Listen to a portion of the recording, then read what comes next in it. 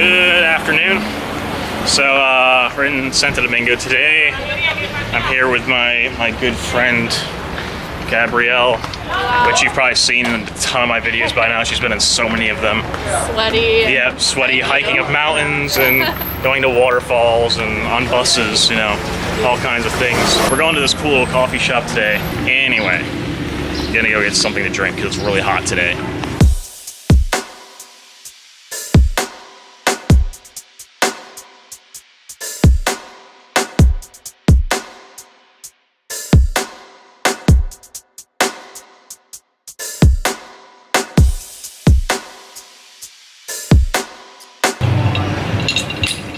Okay. Hello. Welcome back to our channel, guys. Yep. So we're just chilling at this coffee shop we really love here.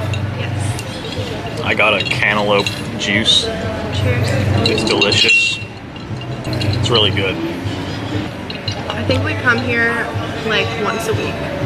We're filming around a lot of people right now, and it's kind of awkward. I've wanted to make this video for a long time, kind of talking about living and working in hostels and like the whole, I don't know, like what it's like, because before I started traveling, like I'd never been stayed in a hostel before. Like I didn't know what it was like, let alone like living in one. And I've spent the last 11 months, actually almost the last year working and living in hostels. I've worked in 3 of them and lived in them, so 2 in Puerto Rico, 1 here. This was your first one though. Yeah. So this is my first experience living in a hostel, and I've been here almost 3 months now, so I don't have as much street cred as Dan. Street cred. But yeah, so I wanted just to talk a bit more about that, and I was going to do it like on my own, but I think that for months, and I didn't really want to do it by myself. I wanted to get another perspective, so that's where Gabrielle comes in here. Well, we've talked about it a bit before. We're just thinking about like what kind of questions, the topics to talk about, because it's such like a broad thing. But I think like the biggest thing that I would probably want to know when I was first starting to do this would be like money. A big thing I think I was probably worried about was like, am I gonna like make friends, or is everyone gonna think I'm weird and not want to talk to me? How do you meet people? Yeah. How do you like save money and not break the bank? Exactly. It isn't really that hard, to be honest with you, but maybe we'll just like touch on the money thing really quickly. I think that most hostels where you go for a cultural exchange and you work in exchange for a bed and food, like room and board they call it, breakfast and dinner or breakfast and lunch or something like that, which is what we get. We get 2 meals a day. So obviously if you're only buying 1 meal a day, especially in a country like here, or a lot of countries, it's pretty cheap. You're spending like a few bucks. Or if you go to the grocery store and buy groceries every week and you cook for yourself, you're again spending less than a few bucks. So it's really easy to save money. For me, I may be a bit more of like a rarity, because like I don't drink really. Yeah. Like I have a drink like once in a while, but so I don't go out and spend money on like alcohol. I'm not like going to the bar and buying beers or like cocktails and stuff. It's like if you do that, you're gonna spend way more money. Like, just gonna be honest with you, if you like smoke, if you like buying cigarettes and stuff, like you're gonna spend a ton of money. I don't spend money on alcohol. I don't spend money on like cigarettes. The only thing I spend money on meth. We do a lot of meth. But your family can watch this and think you have a problem. Dan and I don't actually smoke meth. We just talk about it a lot.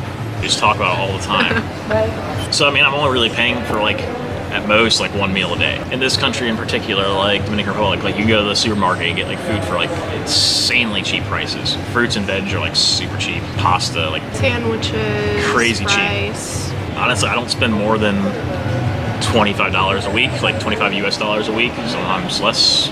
I think I spend a bit more. Yeah. But still not bad at all. Yeah. You can never get by back home. And I think there's this common misconception that travel is so expensive. And I didn't know too much about budget traveling until I came here, until I met this guy. But especially if you do a workaway exchange, working in a hostel, I think it's so easy to save money and not spend hundreds of dollars a week. Yeah, for example, like last week, we went to a town called Barbacoa in the mountains, and even then, like, I didn't spend that much money. I think in 2 days I might have spent like $60, but that was like everything. That was like bus to and from, like accommodation for 2 nights, taxis, still. I think I spend the most money when I take trips to other cities in the country or other places on the island. Because when you're not in your city that you're based, you're paying for taxis, transportation in between places, and food, 3 meals a day. If you need snacks for something, recreational stuff. But you don't technically have to do that. Like, we didn't have to go. Yeah, I know. Like if I just stayed here, which wouldn't be any fun. The whole point of like traveling to a new country like this, get around and see it. But if I just stayed here in Santo Domingo, like the entire time, I would literally just spend like no money, barely anything. But I think that pretty much covers that top. You don't need a lot of money to do this. Like, I spend so much less than I ever thought I was going to. It's really insane. That's something to look into if you're considering doing something like this. Is coming to a place like the Dominican Republic compared to going to France. Like, yeah, where you probably spend a ton of money. Think about how much money you have saved up, what the cost of living is, how much is it to go out to lunch, how much is it to buy some groceries each week. The next thing I kind of wanted to touch on is like making friends, the whole like social environment. There's a lot going on sometimes, and there's a lot of people, and it's quite amazing to me that for how many people like we have in a small space every single day that like that it all works. It all works, Yeah. and we tend to get along very well for the most part. Typically no issues whatsoever. Yeah, there's not typically like any conflict or anything, so no, it's not hard to make friends. Like I literally like arrive at a hostel, and like the first day I have friends. Yeah. I do find this one that's kind of hard. It takes a while to kind of like find your people sometimes. All the places I've worked at, not all of them. The second one was a bit different. So I moved there with people that I already knew, I was already really good friends. Totally different experience, but the first one and then this one, which was the third one that I've been at. I'd say it took like a few weeks for me to kind of,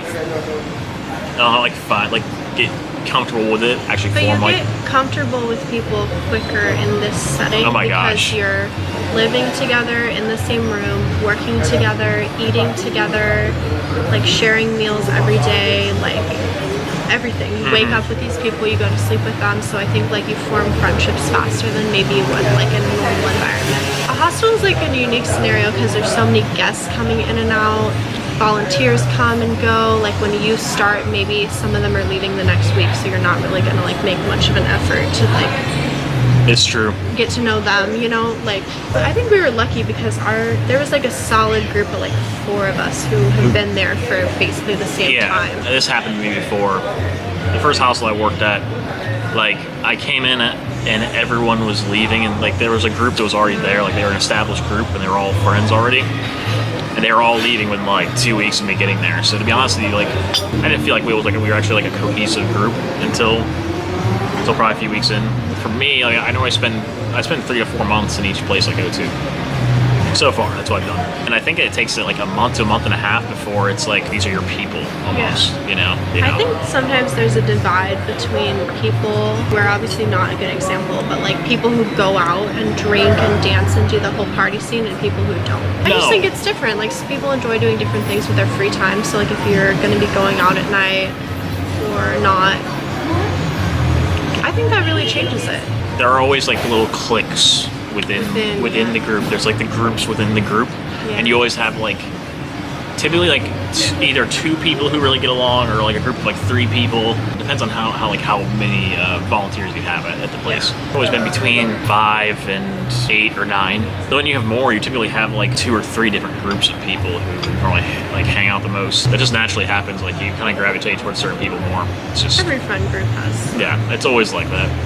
Sometimes I struggle with like putting in the effort to get to know some guests that come in because I feel like I have my volunteer friends, and not that we're better than them, they're better than them. No, but I want to get to know a guest and ask questions and kind of bond a little bit, but it's hard because you know that they're just going to be leaving like within a few days, whereas you could spend time with your volunteer friends who've been there for months and will be there for months. Like it's true. I sometimes have to remind myself to like, you know, still talk to people who might be leaving sooner.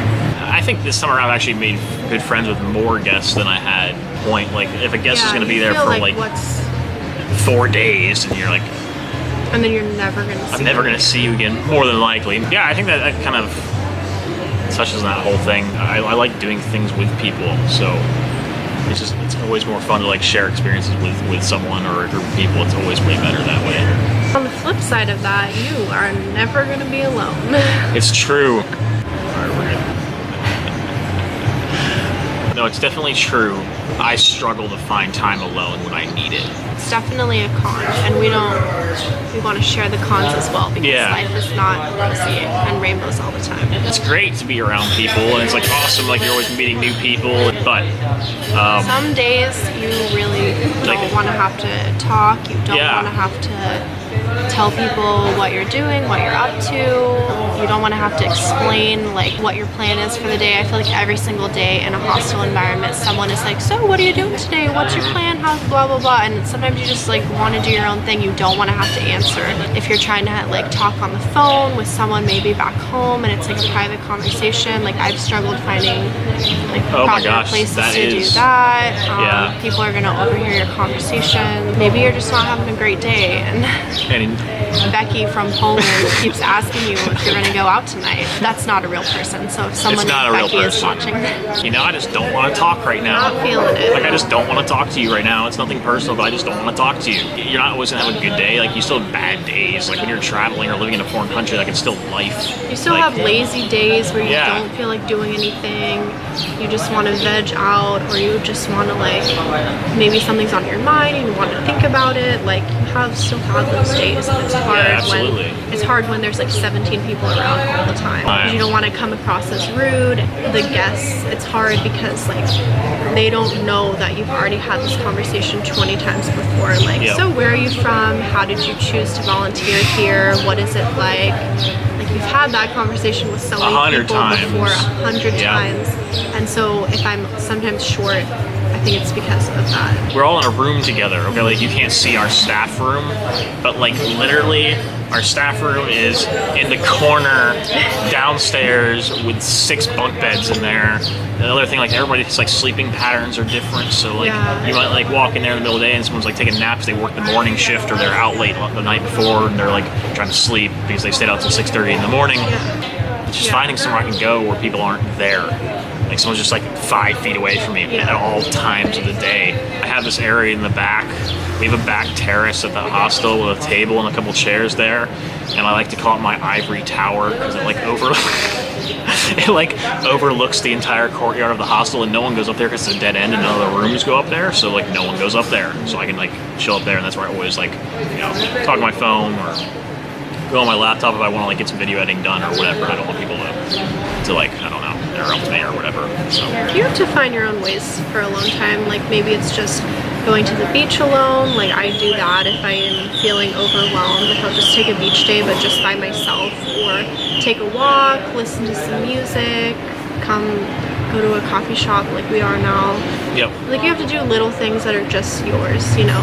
You can't get burnt out really easily. You learn how to manage and you learn how to deal with it. Yeah, it's just part of the experience. That's it. So overall, there's way more positives than negatives. Or even just working in a hostel, like it's really awesome. Like it's a fantastic experience. And like I've done 3, and I most definitely will do more in the future. And I think it's like good experience. I mean, it does count as like work experience. Like you're working with customers, a customer service experience, and hospitality. So I think it can be valuable, and you get to meet like awesome people from all over the world. So it's super cool. I'm spending about 4 months here. You're spending about 3, a little over 3, right? About 3 months here. Don't hesitate to work and volunteer in a hostel. Don't hesitate to do a cultural exchange. Hopefully we gave you guys enough. You guys can't see, there's actually like people all around us right now. We're sitting at a cafe and there's just tables all around and people just talk. You can probably hear them all talking. It's actually quite loud right now. If you guys haven't already, be sure you subscribe. Click the little bell button so you can get notified when Dan posts a video. Make sure to give this video a thumbs up. Give this video a thumbs up if you found it helpful. I just want to say I'm really glad that you like did this with me, because like some people are like weird about doing it, but I was like, I've been like wanting to find somebody to do this video with for so long. Well, not so long, but I've been thinking about it for a long time. But yeah, anyway, that's it. Bye.